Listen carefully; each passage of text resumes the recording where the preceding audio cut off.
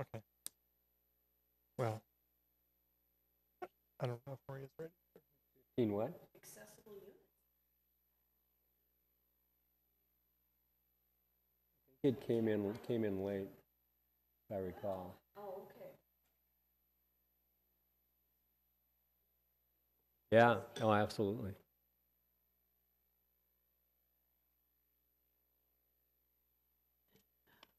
All right, so.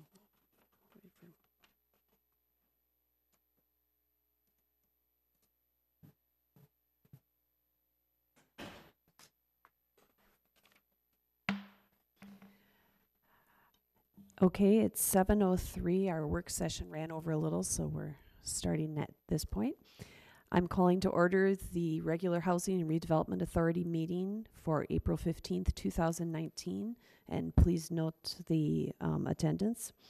Our first item of business is approval of the minutes of the regular HRA meeting of January 15th, 2019.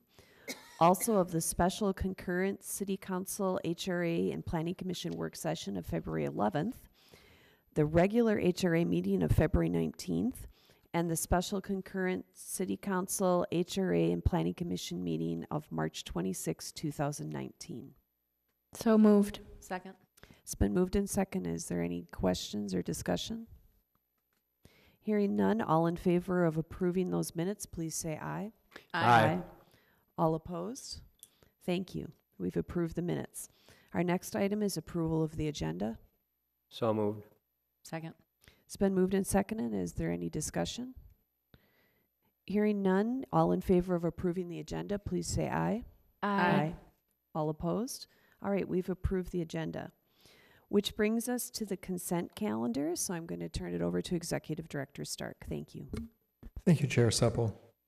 Tonight's consent calendar contains 2 items which would be acted upon by the HRA in one motion. Once the consent calendar has been approved, the individual items and recommended actions have also been approved, and no further HRA action on the items would be necessary. Both items listed in the consent calendar are recommended for approval.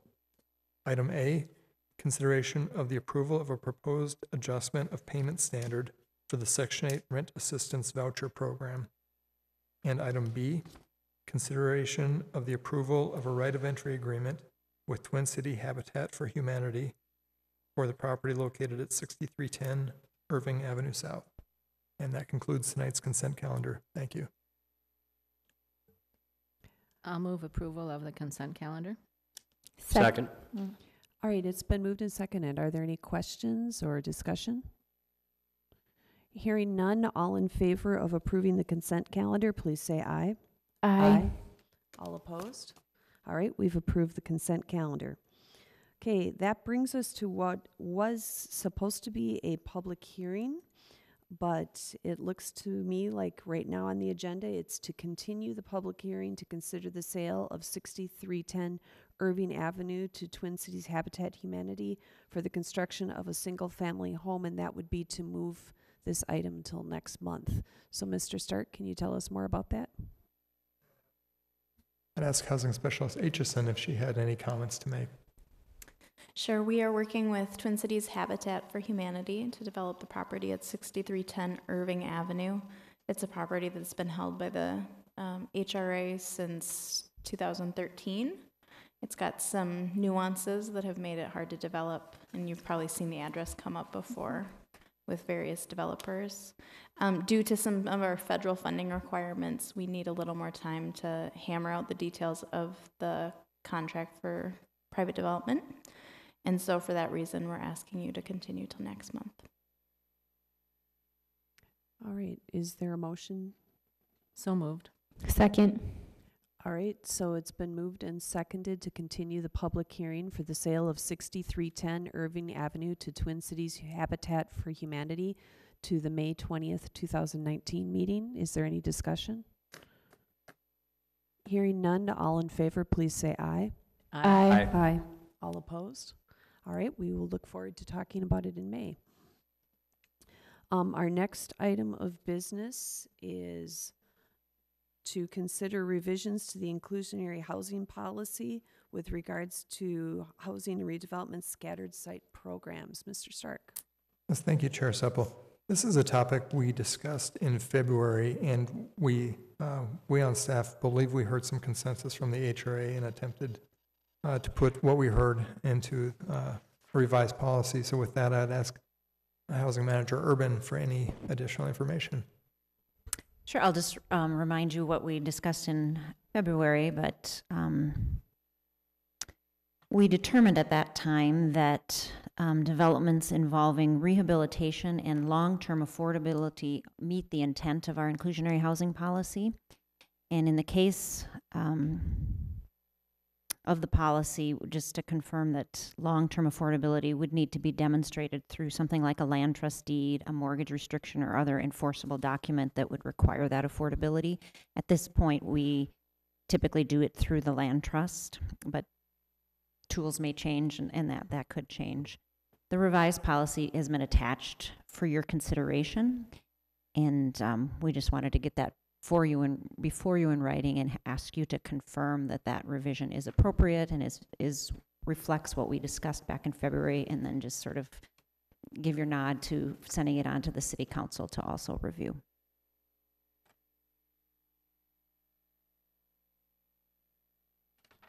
At this point, I would move to adopt the revised inclusionary housing policy, clarifying language relating to the Housing and Redevelopment Authority's scattered site housing programs. Is there a second? Second. Okay, it's been moved and seconded. Is there any further discussion? I know at the time we talked about this, there were only 3 of us present, and we wanted to hear what others had to say, so. If I may, and I Commissioner Elliott? apologize, I wasn't here in February. I'm just questioning a couple things in terms of the alternative, if in fact the affordable housing isn't part of the process, but there's going to be the alternative funding. And it talks a lot about what we'd be doing is doing the present value over the 10 years or 15 years, whatever the terms of the subsidy are. Is that correct? Yes, that is correct. Okay. What I'd like is kind of an example. I mean, you know, when Chamberlain, did we do TIF on Chamberlain? Did we give them money? Yes, Okay. And how long a term is that TIF open? that's a little unusual. Let me think. Make it a round number because you're going to have to do some math. Yeah, I can't, assuming it was a new housing district, which it had to have been, it would be 26 years technically. Okay, so what we do then is we figure the value to the developer over the 26 years of the TIF. And then I think, was it say 10 to 15% of its present value is what they have to put into the HRA Affordable Housing Fund, correct? Right. Okay. I'm assuming Chris or someone that's more knowledgeable in math than I am, because there's tricks to setting present values of long-term rates. And sometimes they're significantly higher than I think they ought to be, and sometimes they're lower. I'm just wondering, what's the consistency? How are we going to do that? Yeah, we've always been consistent. We use, I believe we use a 5% inflator on that. I'd have to go back and look at it, but whatever the percentage is, we've consistently used for years now. And there would have to be if there were some economic change. Well, present value, I mean, you can set it out and you can do the numbers because you know basically what's going to generate, but then bringing it back to present value is where the trick comes in, dropping that back down, because more often than not, it's significantly less than you expect it to be, because present value has to value in the interest going forward and everything. So I'm just hoping that we've got the tools and it's in place, so when the developer elects that option, that we're able to tell them exactly what it's going to be. Right. And I think one thing to remember is that while this is a new policy, a new written policy, it's something we've been informally following for 20 plus years. And so we have had cases in which the 15% has been dedicated to our Housing and Redevelopment Fund. And it's worked very well in the past. And I don't have any reason to believe it wouldn't. The 15% is defined by state statute on the maximum we can collect from a project in a TIF district to spend elsewhere in the community. So we're maxing out the 15% as it is. in terms of how the net present value is calculated, I would say that, the figures never lie, but liars often figure. I don't know if you've heard that one. But in this case, I think when I think through the development process, if there was a reason for, if it's beneficial on this end for the developer to calculate net present value in some manner, it's equally detrimental to them on receiving their increment. I don't know if that makes sense to you. So we would apply the same net present value on the amount of subsidy that they get as to what we're collecting for our piece. And so if they say, oh, no, we've got this other way of figuring out the net present value, that's going to hurt them more on the 85% that they collect on increment than it is going to hurt us on the 15% that we collect on the contribution. It's okay. I'll take your word for that. Yeah.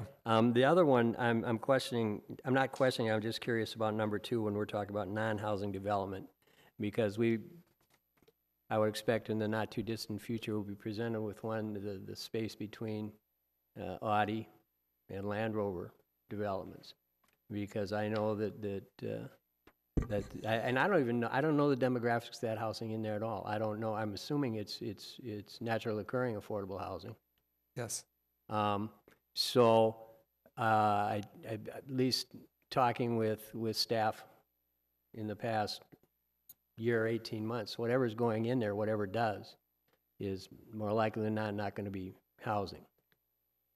I'm not aware of any change on that site. I don't know that anything's happening there. Well, I don't know I don't even know if anybody's interested in marketing now until we figure out what's going to happen with 77th Street. But I'm looking more at if it's not going to be affordable housing, then they've got the same formula to contribute to the HRA Affordable Housing Fund. And I'm just curious about that. So if we bring it in, and there, as far as I know, there's not a lot or a series of lots in the city right now that is in a position to be developed to replace. How many units are there? 80? 60, 80? No, it's 40 units of Okay, so we not very high quality housing. Okay. Which if you plant the right seed, they could put it on the outlet there where Interstate came in and gave that wonderful plan to us on how to get, 32 units on a really small plot of land. I'm just curious, is HRA looking forward, if we get non-housing type developments and everything, so we get the contributions, that removes affordable housing, do we have a plan or a prospect put together or some outline on how we'd use it or what we'd want to use it for?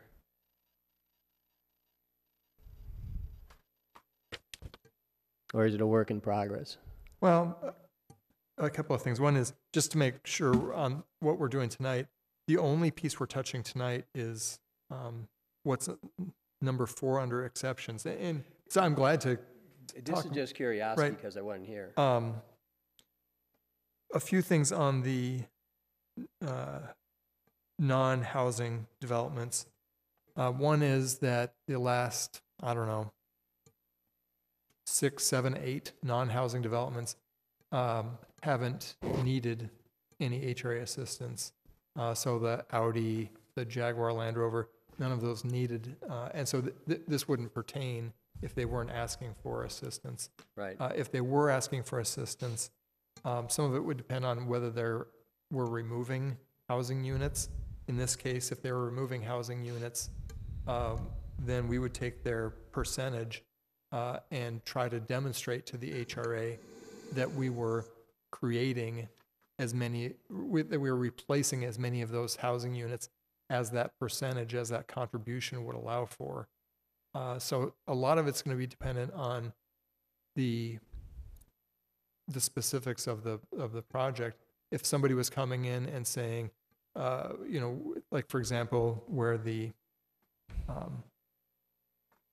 Audi dealership came in, or where they didn't replace housing, then it might make more sense to come to the HRA and say, really, we're looking at spreading this programmatically citywide rather than into the creation of particular units because they didn't eliminate particular units. So some of this will be a case-by-case basis, but it will always be a case-by-case basis in which you're part of the decision-making. Right. And there'll be a fair amount of flexibility once Yeah. that's presented, right? I think that's more than anything else what I'd be more interested in is just flexibility and the ability to use it where it's going to be best served. And makes sense situationally. Correct. Yep. Thank you.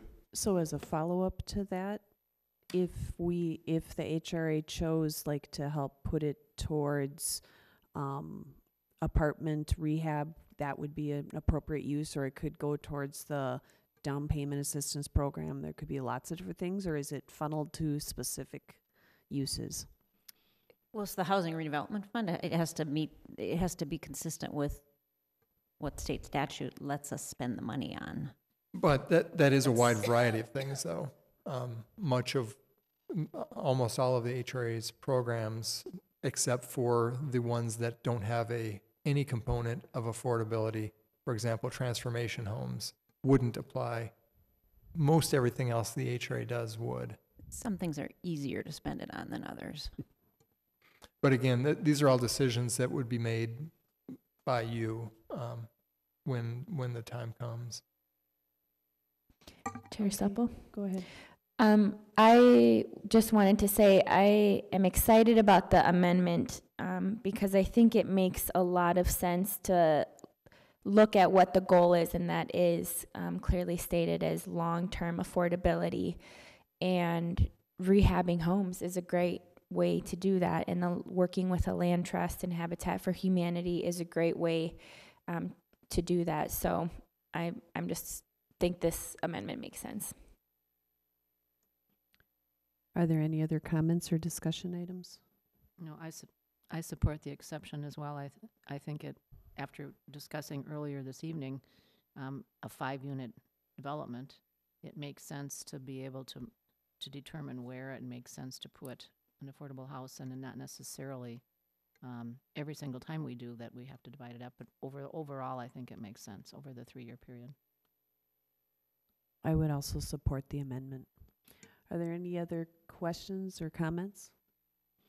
All right, so we have a motion before us let's see, excuse me for a second here. I have to flip on the agenda to the right page. We have a motion to adopt the revised inclusionary housing policy, clarifying language related to the Housing and Redevelopment Authority's scattered site housing programs. So all in favor, please say aye. Aye. All opposed? All right, we've passed that. All right, our next agenda item would be under HRA discussion items. Are there matters that people would like to discuss? Were you going to discuss the tour of Chamberlain Apartments? I think that would be a great thing. We were able to go over and see, they're under construction, but we were able to go over to the site and kind of see what was going on there. One of the things that I apparently had missed earlier, but I was happy to find out, is that there are going to be 15 accessible units. So that would mean in the 3 buildings, there are going to be 5 in each building, and one they said would be accessible to the point of where you would have a roll-in shower and that kind of thing. So that was a good thing to hear.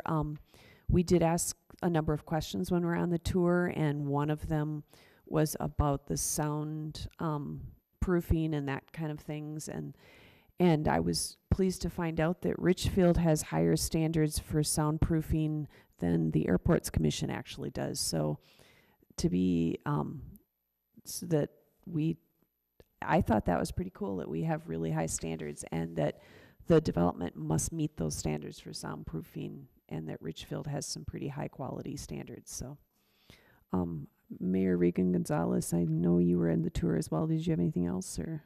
No, I thought it was really interesting to see the different sizes and models and units that were there, and the different amenities that were there. And I was excited. I'm particularly excited. I'm assuming that the developer is the one that's really doing the marketing, but I would love to see as many families and in those apartments as possible. In the past, with such a big project, do we do anything, or that's kind of all on the developer? Yeah, it's primarily on the developer. You know, we help out where we can, Yeah. where it makes sense. Mm-hmm. The other thing that came out that I thought was interesting is the developer's planning to meet with the neighbors to answer more questions and talk to them about concerns.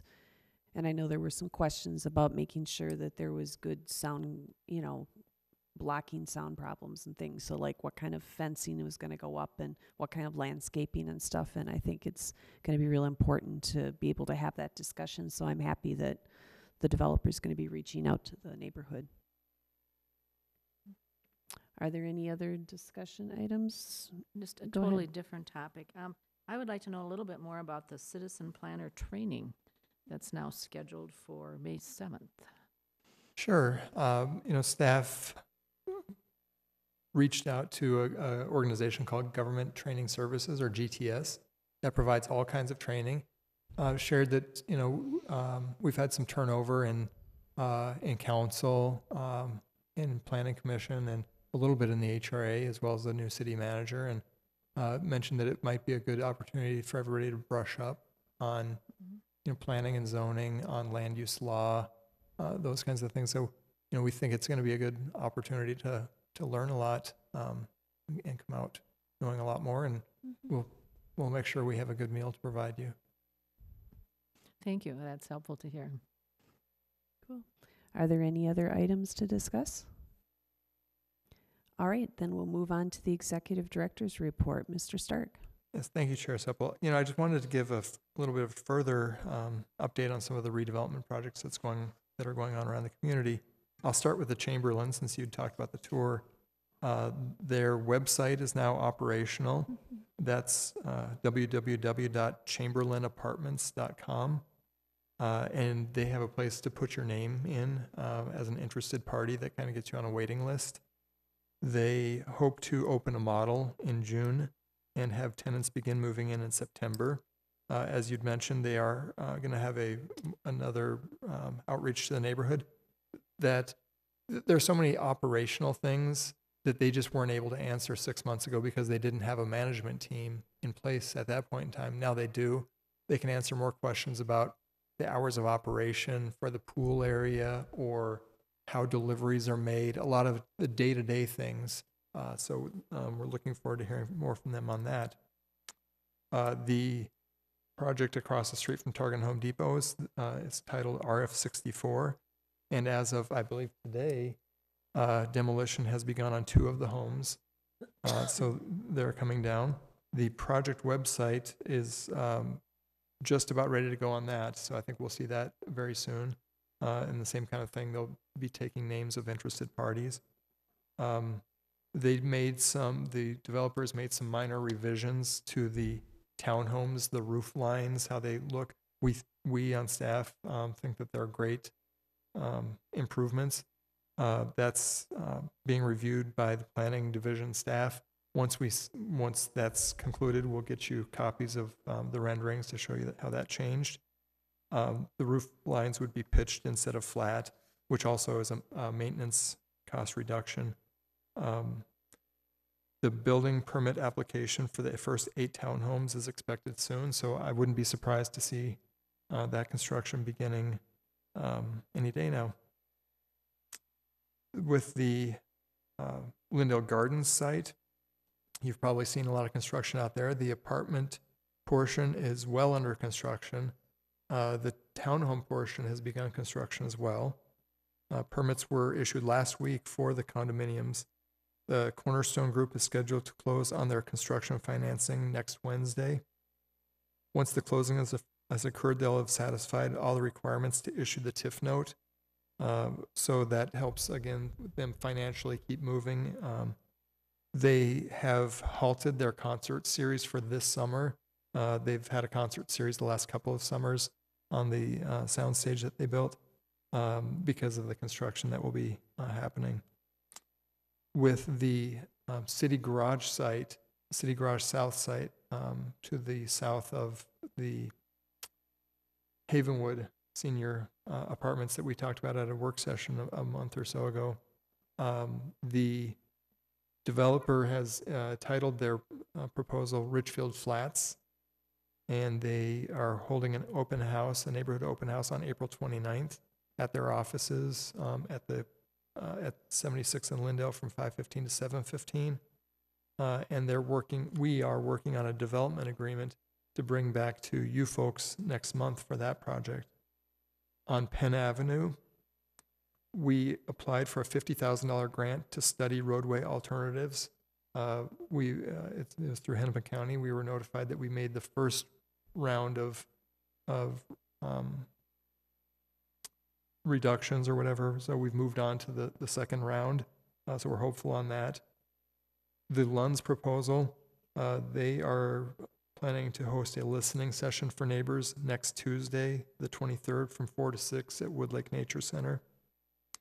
As you know, we purchased the bumper-to-bumper property. You purchased the bumper-to-bumper property. That's now vacant. The owner did a great job of getting their things out. We're doing a survey of hazardous materials, and abatement and demolition will follow soon thereafter. And with the hub, we're constantly in communications with the Brixmor, with the owners of the hub. What they would like to do is, they're continuing to try to secure a grocery store anchor. That's what they're putting their efforts into at this point. In May, I think late May, the development community has their biggest national convention in Las Vegas. It's their goal to go to this convention with a site plan, with the grocery store anchor having been committed at that time, so they can start talking to other retailers about the fill-in space, the other retail space that would be there. And so that would mean they would be coming back to the community probably in that same time frame, May, June, to start sharing more concepts with us.